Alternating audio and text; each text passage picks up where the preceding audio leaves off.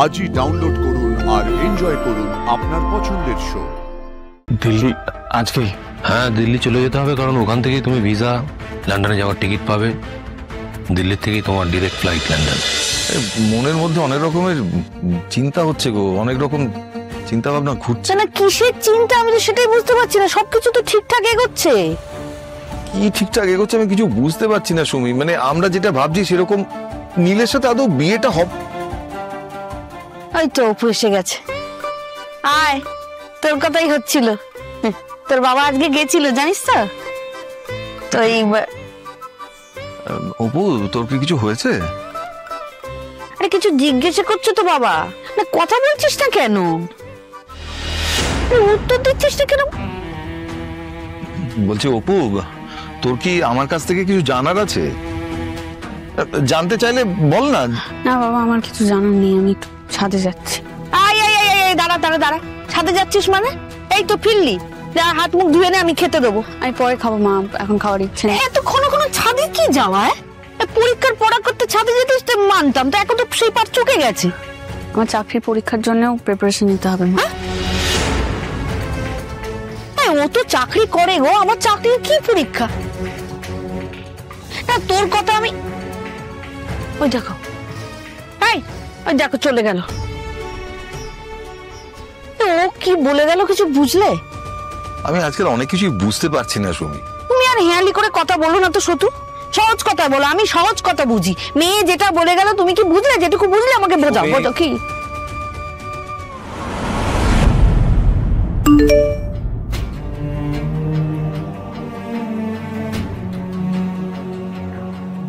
এতগুলো টাকা? নীল লন্ডনে তোমার ল কলেজের অ্যাডমিশনের সমস্ত ব্যবস্থা কিঙ্কর করে দেবে।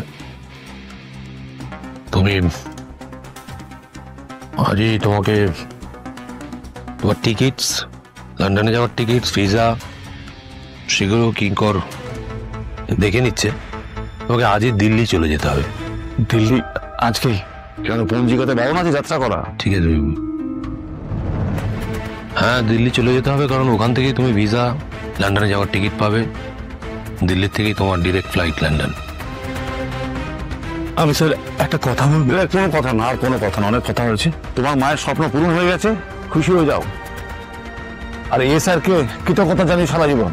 কিঙ্কর, আমি জানিও কি বলবে, প্লিজ একটু শান্ত হও। আমি জানি তুমি কি বলবে। তুমি অপর্ণার বাবার বিষয়ে বলবে, তাই তো? আমি বুঝে নেবো, আমি ওনাকে বুঝিয়ে বলবো। Don't worry. কি হচ্ছে, কি করছো, কি ওঠো। Thank you, thank you sir. আমি আপনার এই ঋণ কোনোদিন শোধ করতে পারবো না। ঋণ নয়, এটা ঋণ নয়, বিশ্বাস। আমি তোমাকে বিশ্বাস করছি, যা যা করছি সেসব বিশ্বাসের থেকেই করছি। আমি আশা করবো তুমি আমার বিশ্বাসের মর্যাদা রাখবে। কিছু ইম্পর্টেন্ট কথা তোমাকে আমি বলে দিচ্ছি, শোনো। তুমি যে আজকে রাত্রে দিল্লি চলে যাচ্ছ, সেখান থেকে লন্ডন যাচ্ছ, এই কথাগুলো যেন গুণাক্ষরেও কেউ টের না পায়। যদিও মেঘরাজ এই মুহূর্তে বাইরে যাওয়ার ভিসা পাবে না, তবু সাবধানের মার নেই, কথাটা মাথায় রেখো। নিজেও সাবধানে থেকো। আর তোমার স্বপ্ন পূরণ হলে কিঙ্কর স্যারকে একবার জানিয়ে দিও, আমি খবর পেয়ে যাব। কিছু বলবে? আমার কেমন বিশ্বাস হচ্ছে না আপনি আমাকে শাস্তি না দিয়ে এভাবে। Best of luck.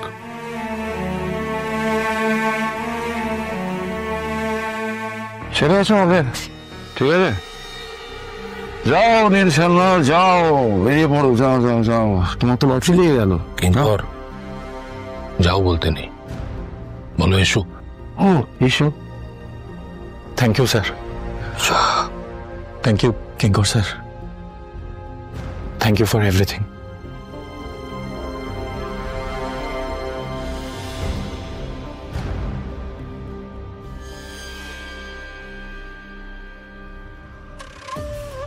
ওকে আমি মাঝে মধ্যে বুঝতে পারি না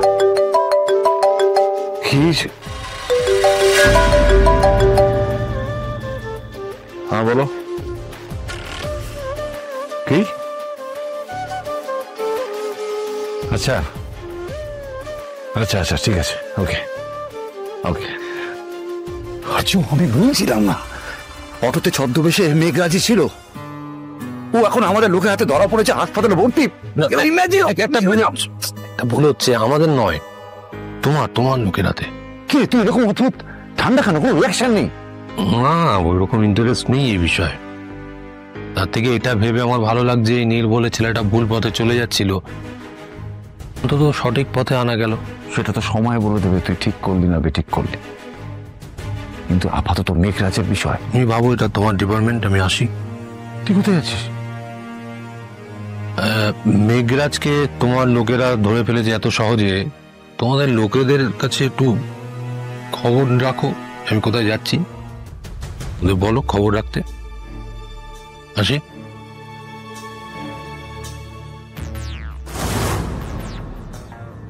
আজও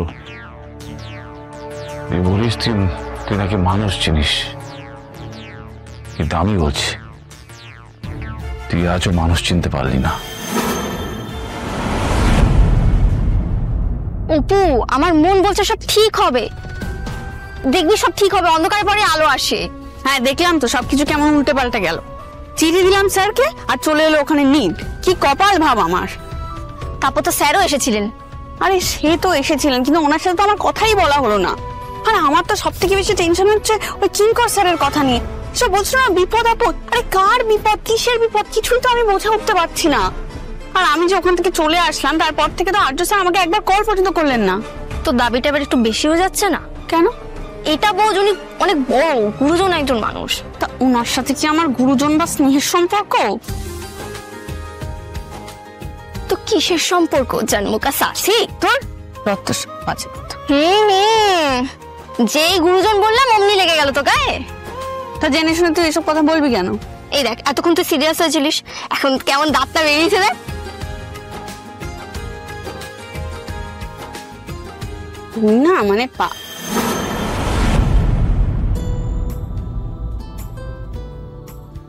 আর্য স্যার, বাবা দুটো কথার পর আবার সেই আর্য স্যার।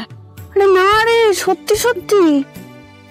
উফ, উনি এখন এখানে আসবেন কি করে? তুই না আবার ভুলভাল দেখছিস সব। উফ ইডিয়েট, ওই তো আর্য স্যারের গাড়ি। হ্যাঁ তো গাড়ি তো দাঁড়িয়ে আছে, কিন্তু উনি কোথায়? দাঁড়া আমি দেখি গিয়ে।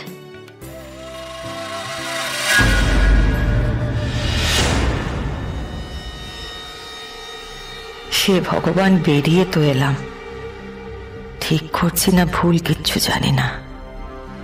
অপর্ণাদের বাড়িতে যাব হঠাৎ করে যদি আমাকে দেখে ওরাই বা কি ভাববে।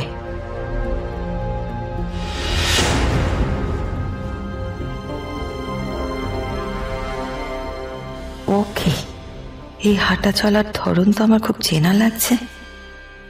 ওই কি অপর্ণা?